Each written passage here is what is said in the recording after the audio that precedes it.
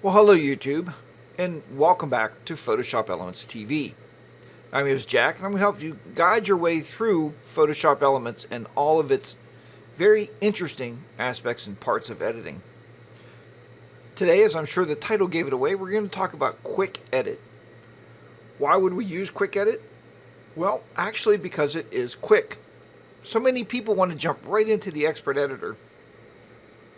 But I said, you know what? Play around with all that Photoshop Elements has to offer. So let's go ahead and look at Quick Edit real quickly. So what we're going to start off with here is we are on Quick Edit at the very top of our screen here.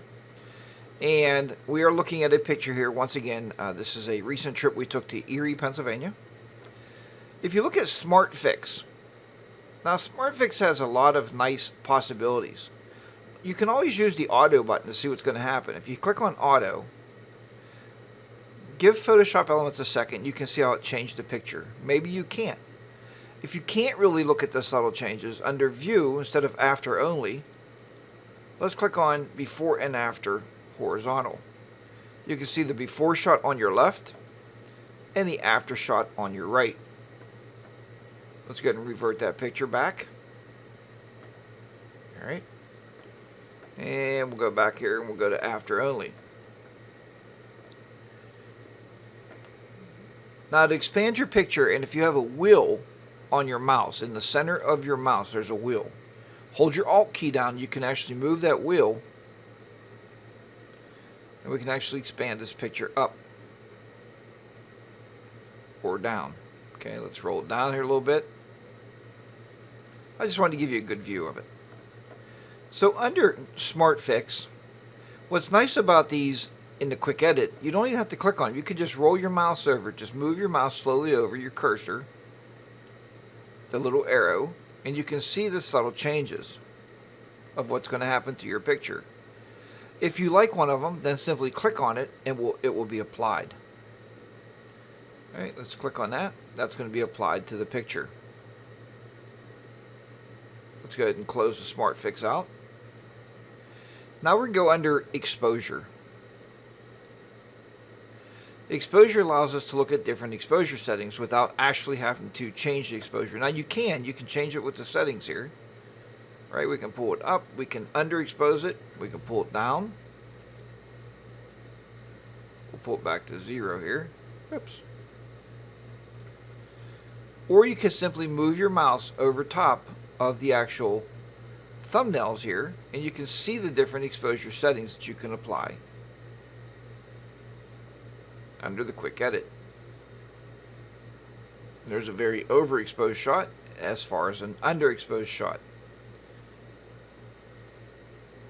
If we look at lighting, lighting plays a very big role in all of our photography, and we know this. But sometimes you come home and the lighting is just not right where you wanted it. So if we look at shadows, we can bring our shadows up in different places very subtly.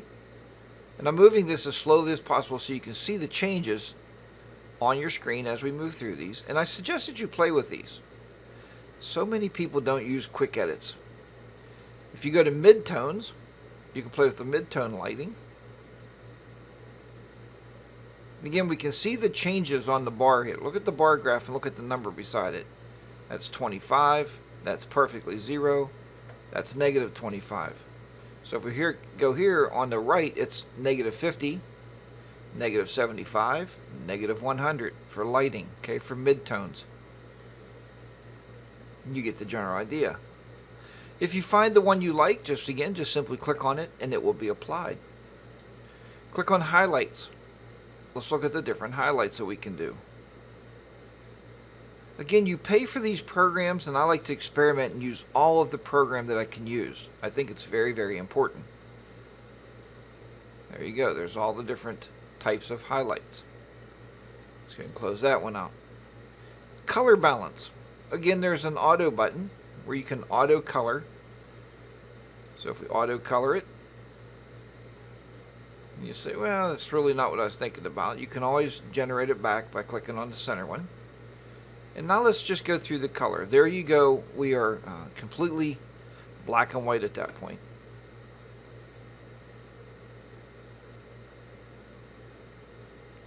You can see the different colorings going on. And to me, that's a very interesting shot. Now, that's one of the shots that you'd put in a photo book just so people will talk about, like, how did you do that? So that's under saturation. We can go under hue. This is our different hue settings. We can see each one of those. And vibrance. Sometimes with vibrance, and I'll show you later on in the expert editor, when we get too much vibrance, it can actually make the photograph actually look unreal. Alright, so those are your color settings: saturation, hue, and vibrance. Under balance, we can look at the temperature balance, and you know if something looks very blue, that means it's very cool. It's a cool lighting. You can see we can bring this up. 0 is very cool, and you can work your way up through these. And when you see a photograph that's very orange or yellowy looking, that's a very hot light. Okay, that's a very hot type of a light. So that's kind of how they're talked about. Okay, we can go into tint. We can definitely tint the picture.